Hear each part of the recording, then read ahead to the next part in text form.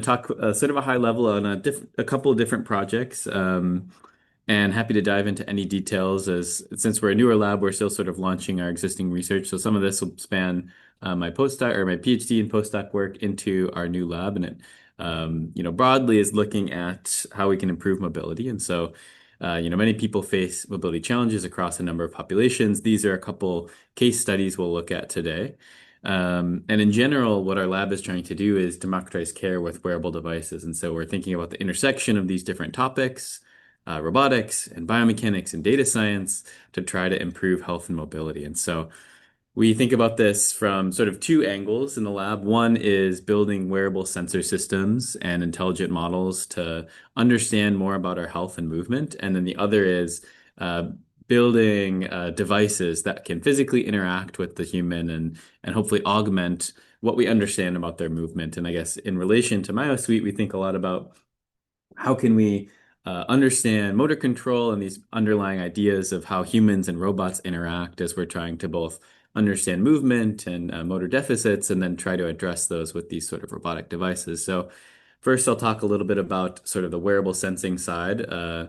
This began as PhD work where I was looking at trying to understand the calories that you burn during exercise and specifically trying to better understand this relationship of how the muscles are expending energy and consuming calories during movement. And, understanding activity can be very beneficial for understanding a number of different disease progressions or things like weight management or personalized health decision making. And so, basically, what we did was we used a couple wearable sensors on the leg. At first, we ran and a study where we collected basically every sensor that we had in the biomechanics lab. So, motion capture and EMG and inertial measurement units and force plates and we compared it all to ground truth respirometry, which is sort of the gold standard for calories burned.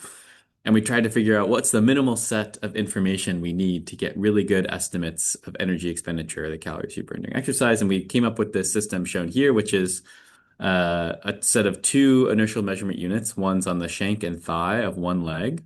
And the underlying idea is muscle activity, predominantly leg muscle activity, consumes energy during motion. And because F equals ma, we can measure the motion of the leg with low-cost sensors like IMUs and back out this underlying muscle activity. And it's very related to the calories that we burn during exercise, much more so than, for example, heart rate, which can vary with your, if you've been sleeping well, if you've had caffeine or all these other factors. And so with very, just one or two sensors that you wear on the leg, we were able to achieve very accurate estimation of energy expenditure. And here's a demo video of the system. So once per step, this system is making an estimate of the calories that this person's burning. And as the person transitions between activities, we see immediate change because that expenditure is just based on their motion. And so the underlying model here in this algorithm is illustrated in this figure, and this is something that we've been continuing in our lab, and it's actually we've designed it now as a single sensor, which you can use as a smartphone in your pocket. And this is the first project that's coming out of our lab that's under review right now, and hope to have it out in the next, maybe 6 months or so. And effectively, you can download our smartphone application, and what it does is it takes the IMU in your smartphone, it orients relative to your leg, it segments your gait cycle, and then we have some trained data-driven models which map your leg motion per step to this energy expenditure. And so that's what you saw in that previous slide was a video of us estimating once per step the energy expended across many activities. For the smartphone in the pocket specifically, we also have this sort of motion artifact correction model, which helps account for the pocket motion, which is cyclic and quite predictable. And so with this sort of system, we did a bunch of validation testing and we found that our system, which we call open metabolics, performs with much lower error than a number of other activity monitoring methods. And so, for example, a smartwatch or pedometer, heart rate model, which other people use, have errors in the range of 30% for our sort of testing. And this was done in a real world setting where people are starting and stopping and changing speeds to try to better understand how people move in sort of everyday settings. And so we think this could be a really exciting and very accessible tool. Um, it encompasses some of these ideas of using wearable sensing to understand things that are typically difficult to measure, like respirometry, using a subset of information. And I think there's this underlying information in like motion, like we talked about, that captures this piece of muscle activity and allows us to sort of make these accurate estimates. And we're launching a new study now where we're looking at using this system, this model, to understand the energy expenditure across the menstrual cycle. And so we had a cohort of women wear a sensor and a model just like this, and we tracked their energy expenditure across a full 28-day cycle. And we had a really interesting finding that the first and the last day of their menstrual cycle, they decreased their physical activity by about 40 to 50%. And that's quite a dramatic change. And there's a number of factors that could contribute to this. There's symptoms related to menstruation for like cramps or pain. Perhaps there's other energy balance factors happening. There's different energy demands that change throughout the menstrual cycle. And that's a really interesting scientific finding, but it's a good example of how you can use this sort of tool to do new scientific studies, for example, with patient populations or with different groups to answer scientific questions. And so we're really excited about broadly trying to use wearable sensing to understand movement and perform these sorts of studies. On a separate note, our assistive device work ranges across exoskeletons and other sorts of assistive technology. And so we'll talk about a couple different pieces. One is personalizing assistive devices in the real world. And this is something that I'm very passionate about and is a major thrust in our lab is everyone's very different, and especially patient populations where they have sort of motor deficits or mobility challenges, and adjusting how we assist them to best fit their needs can really improve benefits from assistive devices. And so I'll try to convince you of that today. And so we think about this sort of human robot interaction and how can we both have the human learn from the robot and adapt to the robot, but also have the robot learn and adapt to the human in this sort of co-adaptation process. And so this was sort of the big project from my PhD and postdoc work, which was trying to personalize this ankle exoskeleton, which you see here, in the real world as people are walking around and stopping and starting and changing speeds. And so I'll demonstrate what this ankle exoskeleton looks like. So here's someone walking with this device. And next we'll show it in slow motion so you can try to get a little more intuition into what the device is doing. And if you look closely, you can see here that there's a motor on the calf, which is winding the cable connected to this heel spur. And during stance, the motor is starting to inject energy into the person. It's applying ankle torque and it's helping them push off from the ground. And I really think this slow-mo video helps show that the device is really helping launch the foot as it leaves the ground and applying a lot of torque. And so this device, although it may not look like it's making the person unstable, it's acting quite seamlessly with them. It's applying a ton of assistance. So it's applying about 50 to 75% of their biological ankle torque. So it's almost doing as much work as a human would do without the device. And so this is enabling the person to really substantially reduce their walking effort and other potential mobility metrics. And so in general, these devices can target a range of metrics. At first, we'll talk about trying to reduce the effort that it takes to walk or metabolic effort of walking.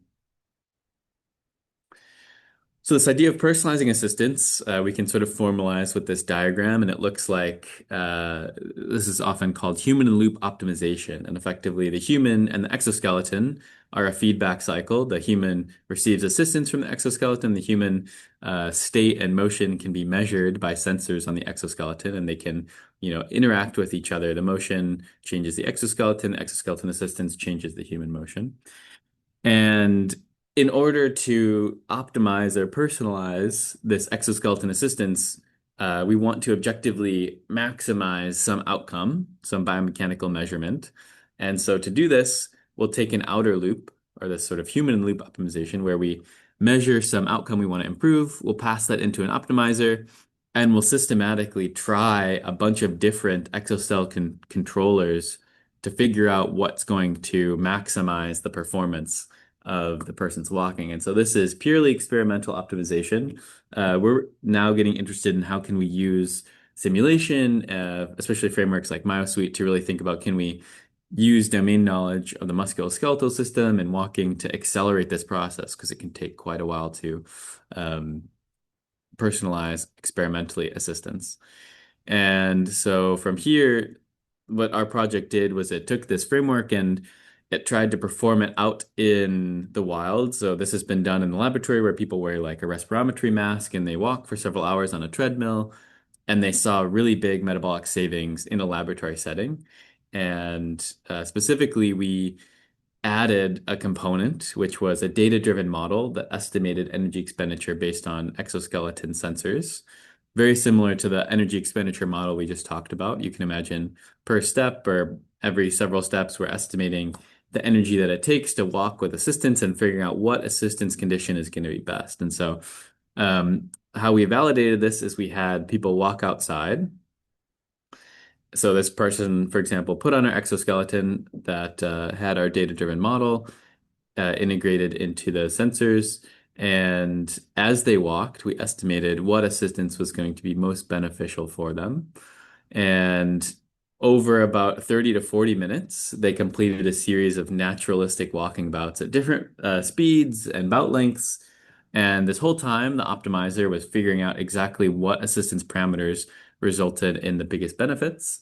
And we were able to tune this assistance in a real world setting without needing any laboratory measurements. You can imagine being able to buy a system like this, say at Target or a sporting goods store, take it home, maybe have your grandparents put it on.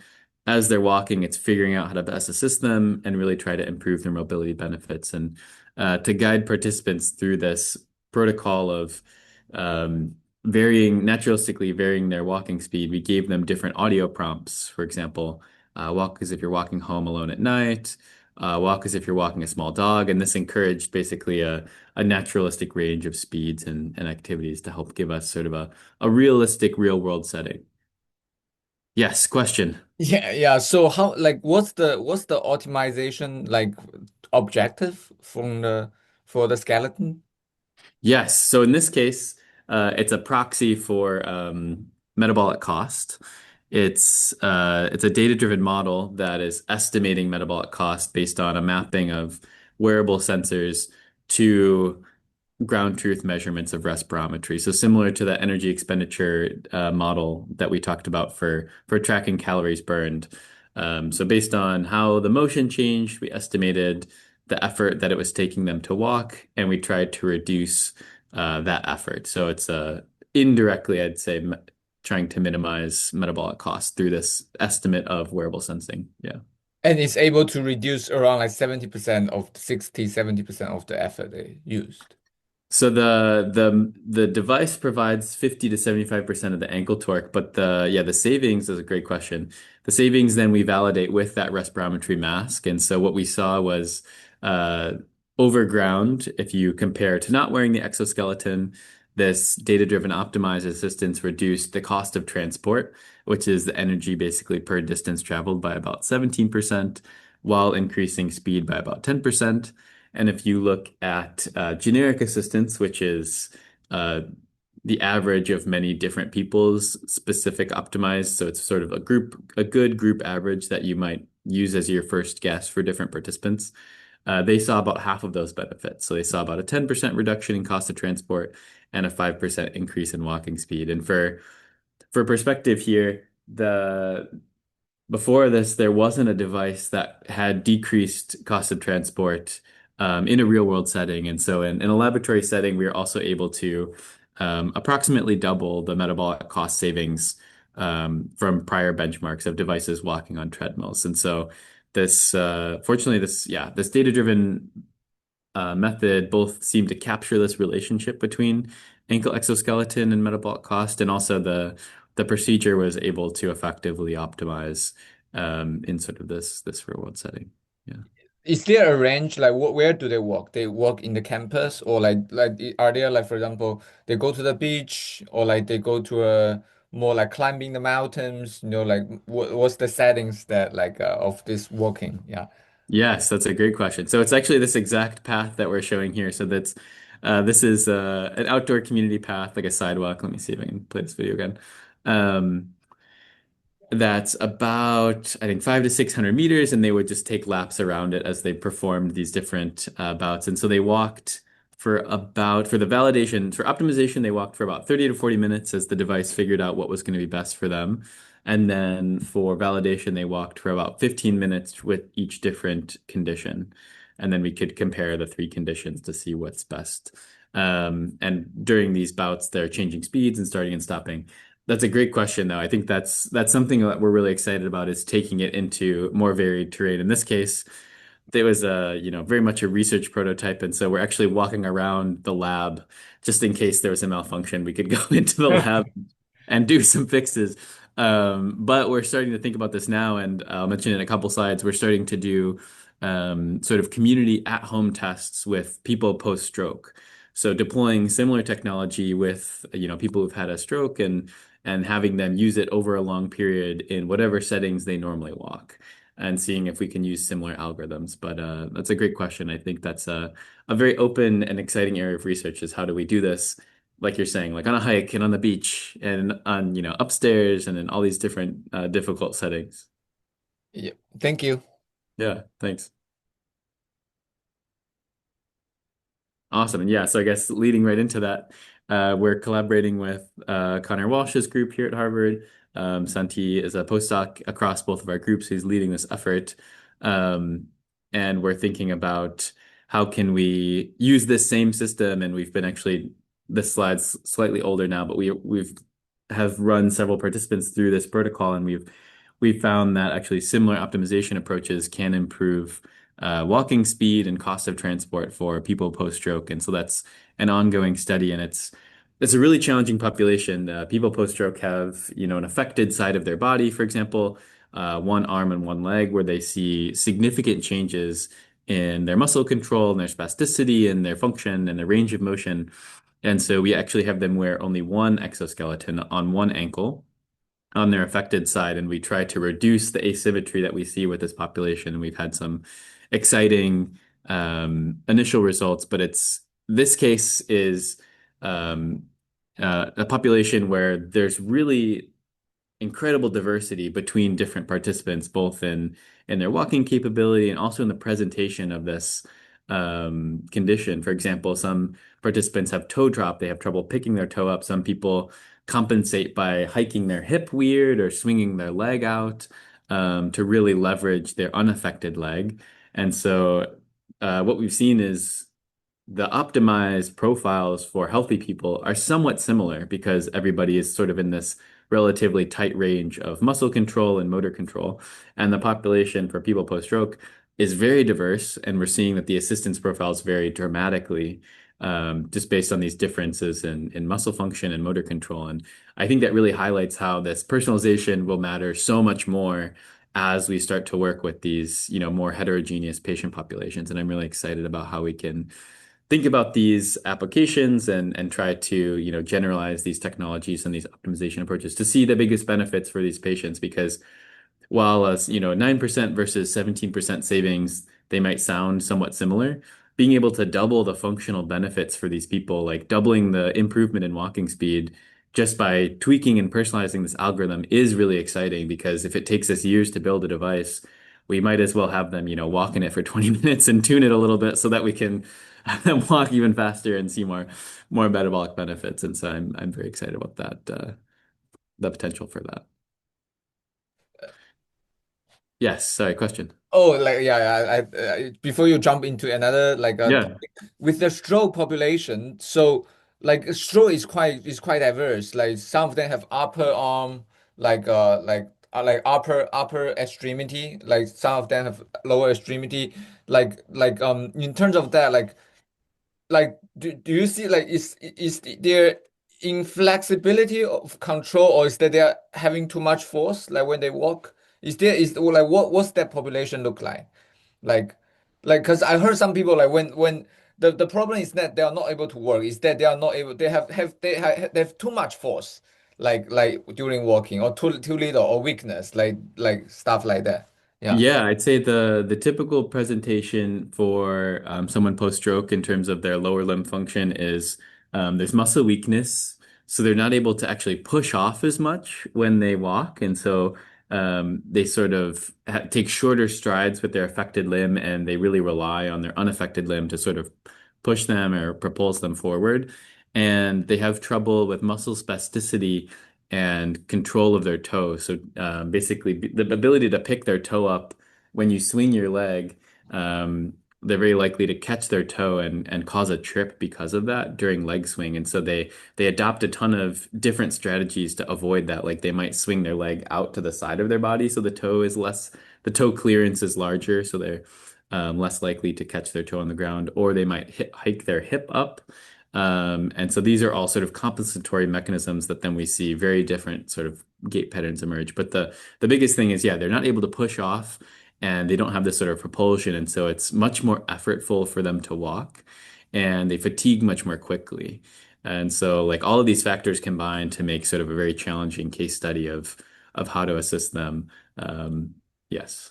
But in terms of compensations, are you thinking of something like, so there are good compensation and there are bad compensations, right? In a physical therapy, like physical therapists will tell the stroke patients that you want to do this instead of that. Like, is that kind of therapy that you are giving to, or is a pure device?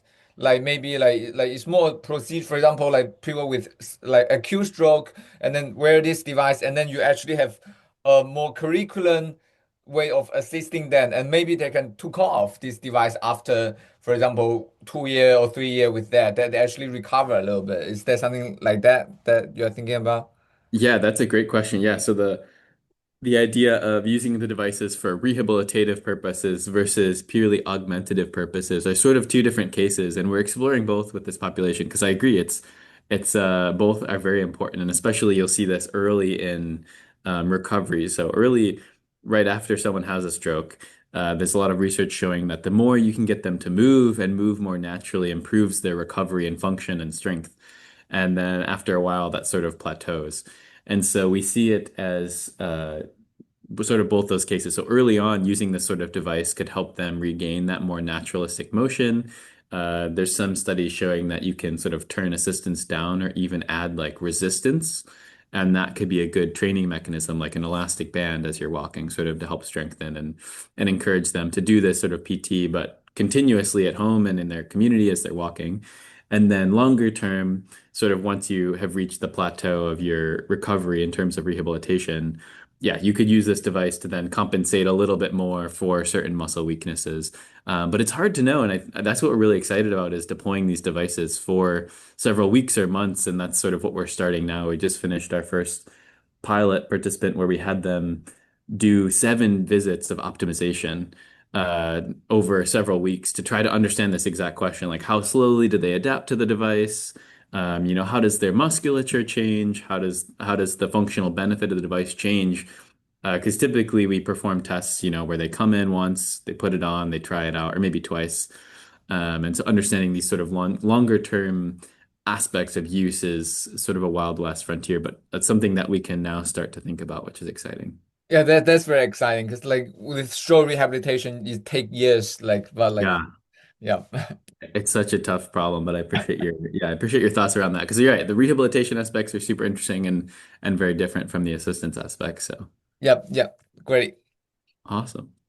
Um, Great. And then yeah, so the sort of third case study is I'll talk about navigation assistance, and specifically this is for people with blindness or visual impairment. And so this is Michael. He is a lab mate of mine from grad school and a friend of mine, and I got really excited about how autonomous driving technology has sort of driven changes in sensing capabilities and how we can use those new sensors like LiDAR and computer vision models and different algorithms to try to build technology you could think of it as a very tiny autonomous vehicle for someone who has perhaps blindness or visual impairment to help navigate. And so to motivate this, there's about 250 million people in the world who have visual impairment, and 50% of people with blindness never make a journey independently outside of their home. And so you can imagine that this has lots of impacts on their physical health, their mental health, their ability to be independent and do the things that they want to do and engage with their community. And so that's what we're sort of hoping to develop. It's a little different in that it's not physically assisting them, but it's providing, replacement for sensory information and helping them accomplish tasks related to mobility. And so during my PhD, I developed this augmented cane shown here, and this is sort of a device which has a couple different sensors, and it takes information around the environment and it uses them to perform a couple different things like obstacle avoidance and path guidance. And it actually has a motorized wheel at the bottom of the system to steer the person to the left and the right. And we did some studies with users with blindness and visual impairment, and we found that it could help them navigate. But across the board, they really didn't like that it was kind of heavy on their cane, and they didn't like the wheeled system being sort of it interferes with the tactile feedback that the white cane typically gives the users. And so for those reasons, now as we've been thinking about this work in our lab, we've sort of pivoted our solution. And this is sort of the second study from our group that we just recently finished. And so I'm excited to sort of share a little bit about that. And that paper we just submitted this week, actually. And so it'll be a bit before it comes out. But the idea is we can do a similar uh, capabilities as that whole mini, autonomous driving robotic system on a cane with a smartphone. And so here we use an iPhone 12 Max, which has a bunch of different sensors. There's GPS sensors, IMU sensors, LiDAR sensors, um, and we can use all this information to fuse uh, our understanding of the environment to accomplish the major navigation capabilities that we need to. So, for example, we can perform outdoor wayfinding with turn-by-turn directions by using GPS. So, say you want to go to your library or somewhere that you haven't been before, you could let your system know where you want to go. It could plan the turn-by-turn directions using GPS. While you're on your way there, you need to avoid obstacles or detect and avoid obstacles. And so we can use a combination of sensors, both the camera and our LiDAR and the IMU, to segment and understand if we're going to collide with obstacles. And we build this sort of occupancy grid. And then we do a little bit of local planning to help people avoid obstacles. And the third thing is we also use our camera with a real-time semantic segmentation model to understand our environment. And we do this because there's lots of gaps in between GPS measurements and the real world. For example, GPS measurements are plus or minus several meters, and it varies quite a bit if you're around a building or if there's bad weather, it could be, plus or minus 5 meters, which a sidewalk is probably not going to be 25 feet wide. And so you're going to need some other more precise sensing to help you localize where you're walking and how to navigate more difficult features.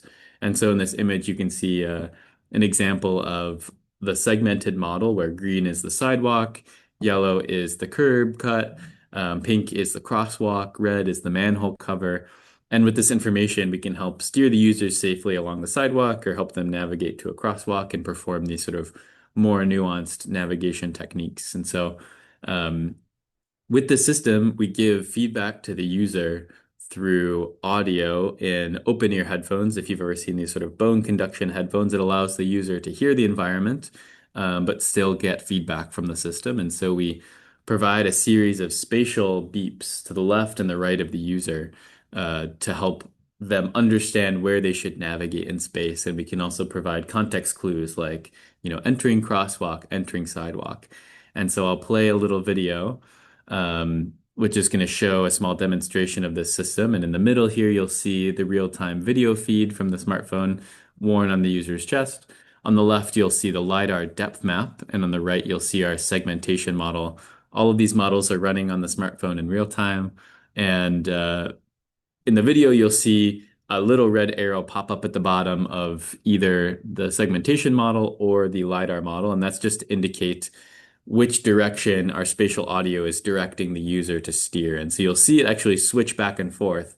As the user is about to collide with an obstacle, you'll see the red arrow up here on the LiDAR side of the screen showing how it's correcting to avoid a collision. And then when they're not about to imminently run into something, you'll see the red arrow on the segmentation part of the screen showing how we are steering them along sort of this sidewalk or whatever path they're following. And hopefully you'll be able to hear the audio, but Facing sidewalk. if not, I can send it later. So the user avoids this sort of collision with the fence, keeps navigating along the path. Now they avoid the collision with this utility box. Facing crosswalk. We provide some context about facing a crosswalk, keep them closely on the path, Facing sidewalk. facing sidewalk. And so this sort of illustrates how the system can navigate these different challenges and how it's a really tough robotics sensing problem and navigation problem. Like it's these people are using a white cane, they get some local collision avoidance, which is good. They won't let them run into something that's 1 meter away, but navigating between tight objects and along these sidewalks that are, different between different environments and navigating these different elements like crosswalks and poles and all these pieces is quite challenging. And so um, we have been excited about this demonstration and basically we finished an experiment recently where we had them perform a series of tasks both outdoors and indoors along a representative path, and we've seen that we were able to actually increase their walking speed um, pretty dramatically, and this data is not in here yet because we just finished processing and reporting it recently, but we had another metric where we looked at how many times the user had to ask the research team for help during navigation. And we saw that our system was the same as actually a human guiding the user. So we had three cases we tested. It was an expert guiding the user, our system, and then someone using Google Maps. And our system was similar to this human level guide performance. And the Google Maps had substantially more times where they had to ask the user or the researcher for help as they navigated. It was approximately I think it was 0.2 times per run. We had them do a bunch of runs uh, with the expert guide or our system, and then approximately once per run for Google Maps. So a 4 to 5 ratio change in how often they needed assistance. And so we're excited about how this technology could be used to sort of improve navigation independence. And we're hoping to, release this again as sort of an accessible smartphone application and do more broader testing with participants in sort of the next phase. And with that, yeah, I'd like to thank the students in our group. They're the ones championing the research and happy to take any questions and dive into more details. Oh, great, great. I will open up question. Like anyone want to ask any question, please jump in.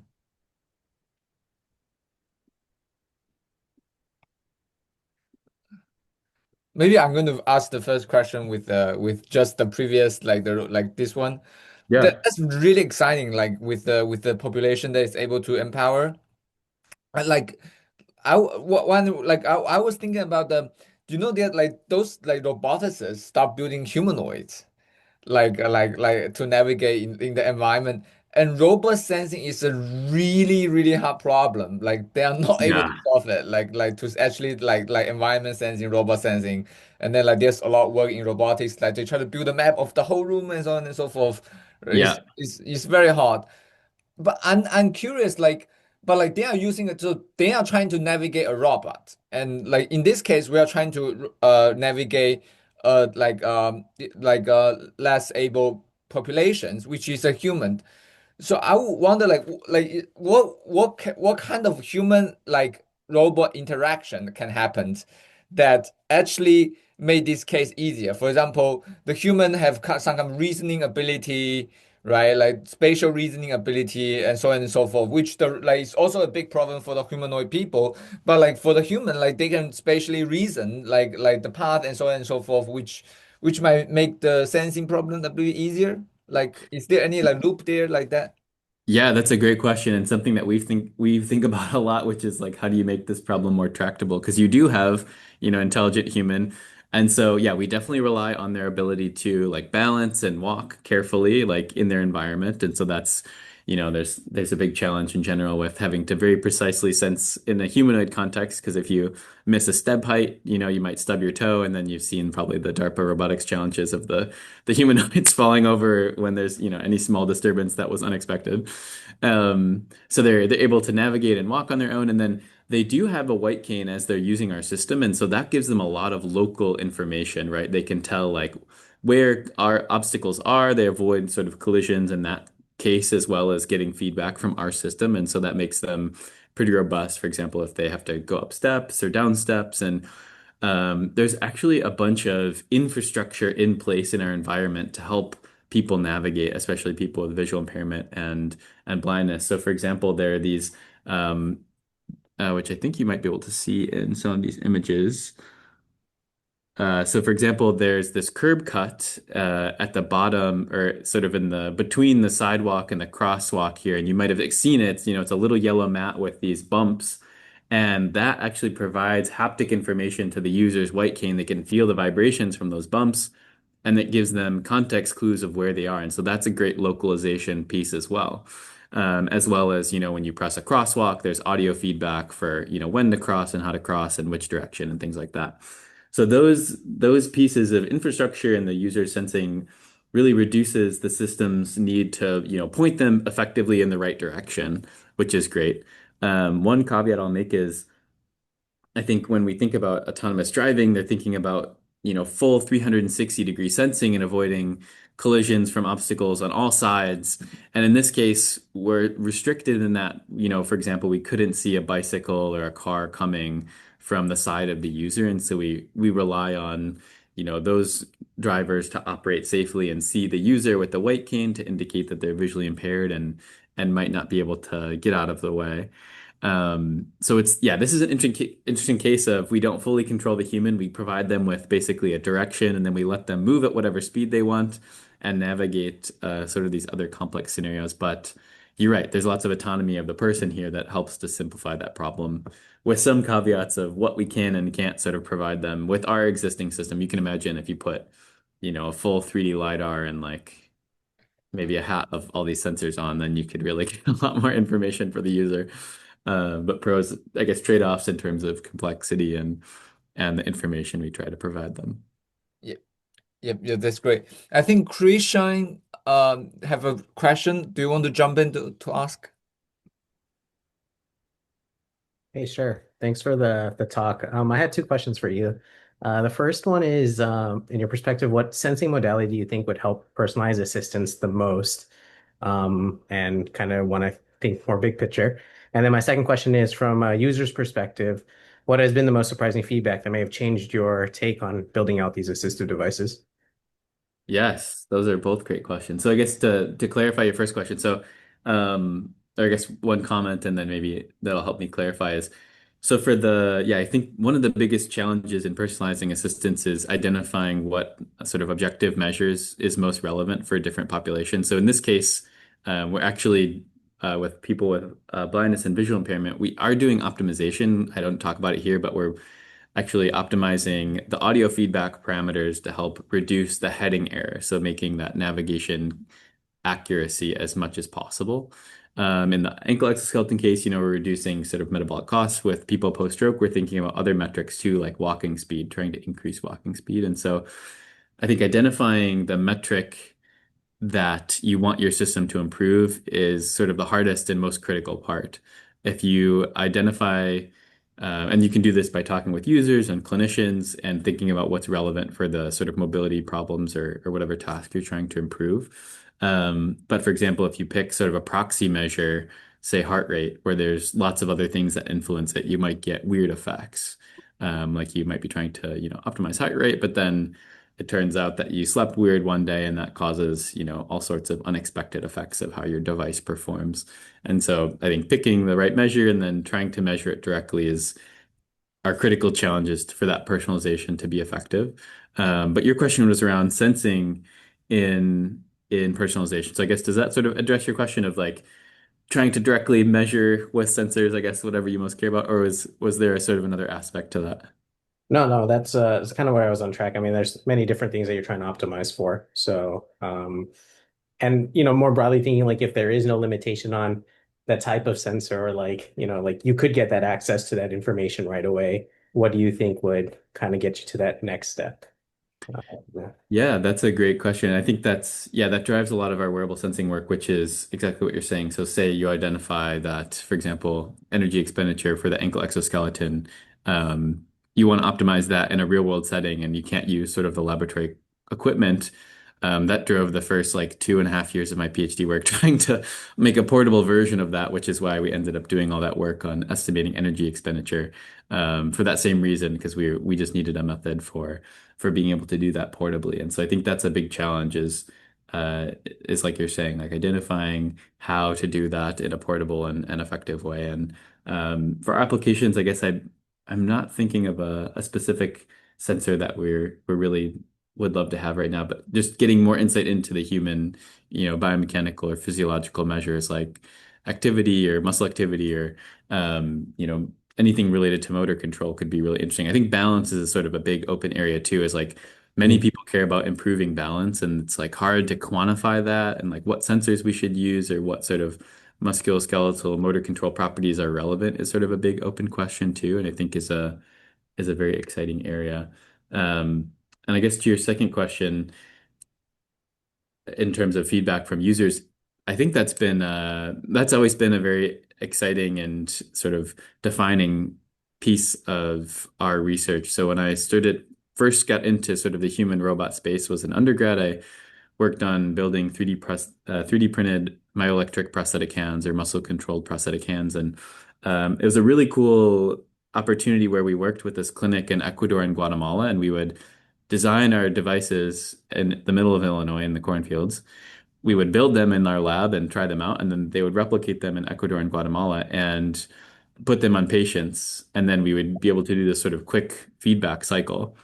And it really opened my eyes because we would do robotic tests like in our lab and say, okay, it like provides the right force and XYZ, and it does like what we think the device should do. They'd put it on and they'd try to use it for a functional task. And I remember the first time they put it on, they were like trying to be nice. They're like, oh, it's not really good. And then they'd explain why it was bad.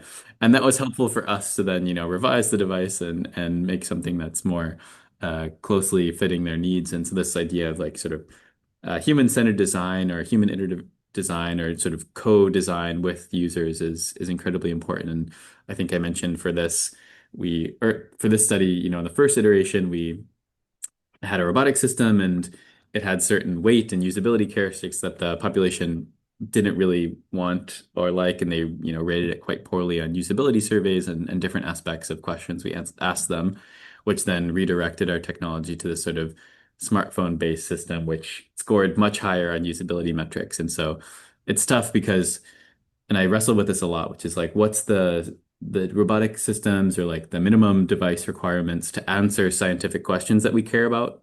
Mhm. And then what's the minimum needed to try to translate that? And I think those are often very different. And I don't think that in research, your device always has to be like product ready. I think you can answer lots of really interesting and informative and useful questions without having all those things. For example, the ankle exoskeleton that we looked at was a very janky research prototype that I was, had made one of, and it was nowhere near to a commercial prototype, but it helped us understand, what are the potential benefits of this type of device. And then later, if we thought about, how do we commercialize it and think about all of these usability factors, we know that we could achieve this sort of scientific level of performance, but it didn't readily address those things. And so I think involving users is quite critical, but doesn't always have to be the first phase of research, depending on sort of what scientific questions. If you're getting more at sort of basic tests or experiments versus more towards the translational aspect, there's sort of a spectrum of how you involve users. But I appreciate those questions. That was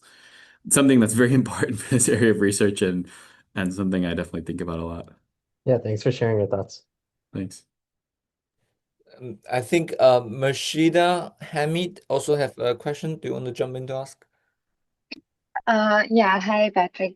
Great talk. So I have like I just have a question. So, while we use like the chest mounted, like or the handheld phone, why can't we use so handheld phone would be difficult, right, for a blind person because I have a blind person, I know of a blind person like in my family. So for him, it would be very difficult to keep the phone on his chest. Why don't we use that approach to use something like a dog? Like basically a dog, and then we can install like lidar and multiple sensors because in the phone like there are the phone is very limited to certain sensors, but if we use a dog or we use maybe a small robotic car or anything, it would be much, I think we can incorporate more sensors.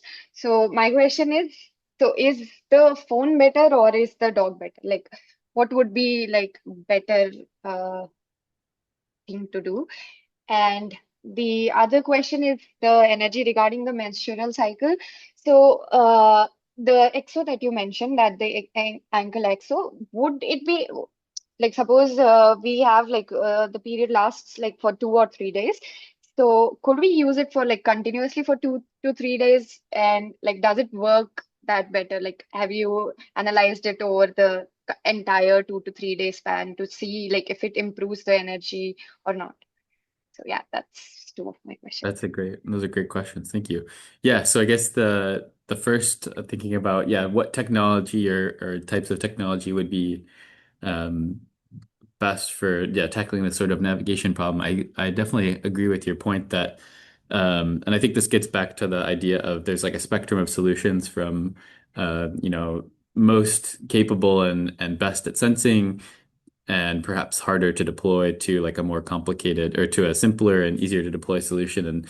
And so this smartphone based system, I agree, is like doesn't have all the ideal sensors, and it's more on this translational side, and that it can be downloaded as an application, and that's was sort of an aspect of the design criteria that we considered. But you totally could have, and I think there was one or two studies that I've seen where they use essentially a quadruped robot with LiDAR sensors on them to do similar things and leading the user. I think there you get, additional sensing capabilities, and the trade-off is that devices are more expensive, and so for this population, it might be more challenging to sort of deploy them. But I agree that that would be an easier solution, and I think you noted too, like mounting on the chest is maybe not ideal for everyone, and we could think about other form factors of this type of technology too as like a alternative, like you could wear it on a lanyard, or maybe you integrate your own system as like a belt buckle or something, or trying to make it less obtrusive and less interfering with your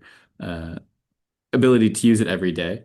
And then I think getting to your second question, so you mentioned because the physical activity was reduced in our study for the first 2 days of the menstrual cycle, I think you were asking, could you still use the exoskeleton optimization during that period, or something related to that? Yeah, that's what I was asking. Like, could we use the exo? Yes, I apologize. So the I think it was confusing in the way that I presented it. So the study was basically showing that those 2 days women performed less physical activity. Their energy expenditure, per step was similar. So like the energy expenditure model would capture that change, or the change or the amount of energy expended accurately. So I would think that the exoskeleton would still be able to optimize during those 2 days. We haven't tested it though. That would be an interesting hypothesis. But yeah, I guess they reduce their physical activity perhaps due to, symptoms or perhaps underlying energy balance changes. We're interested to try some studies where we try to isolate the energy balance across the menstrual cycle too, like how our, dietary fluctuates, or how our activity level fluctuates, to try to better understand that piece. Apologies. I'm not sure if I fully answered your question, but please let me know if there's other pieces I can address. No, no, no. It addressed my question. Thank you so much. Thanks. Thank you. Anyone have more questions? Yeah, I have a question. Yeah, please Yeah, ask. so really interesting direction of work. I had a question about your use of leg-mounted IMUs for estimating energy expenditure. So, since we naturally swing our arms during walking or running, I was wondering, did you compare the use of IMUs on upper limbs for energy expenditure, or was this something that you ruled out because it was not giving the correct, or was it giving more error compared to leg-mounted IMUs? That's a great question. Yeah, it's something that we thought about for a while. So we didn't record in the models that we trained. We didn't use IMU data from the wrists, but I think that is very relevant information because it indicates sort of gait cycle speed and perhaps intensity by like the magnitude of the arm swing. And so we did compare smartwatch algorithms, which it's a little hard to understand what some of these smartwatches are doing. We use, for example, specific activity modes on smartwatches, for example, walking or running, and we believe that those use the IMU or the wrist motion in conjunction with other sensors like heart rate to make their estimate of energy expenditure. And so we compared the performance for those models compared to sort of pure heart rate models, compared to our models using lower limb sensors. And for most aerobic activities, it seems that that wasn't super informative for the smartwatch models. The smartwatch models still had, 30 to like 80% error, even though they had this sort of wrist motion. So for activities like walking or running, it seems that's perhaps less informative. But I do agree, and I am very interested in this in general, which is for broadening this to other activities, for example, weightlifting or rowing or activities where there's, aerobic energy use both in the upper limb and the lower limbs. I think we would need to integrate data from sensors on the wrist or the arm, perhaps with the legs in sort of this, more universal model to better capture those effects. Um, but yeah, potential future work. I think that's a great idea.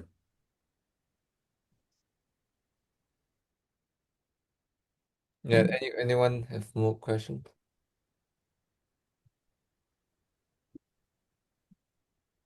Okay, great. I think yeah, we are just at the right time. Yeah, thank you, Patrick. So let me stop recording.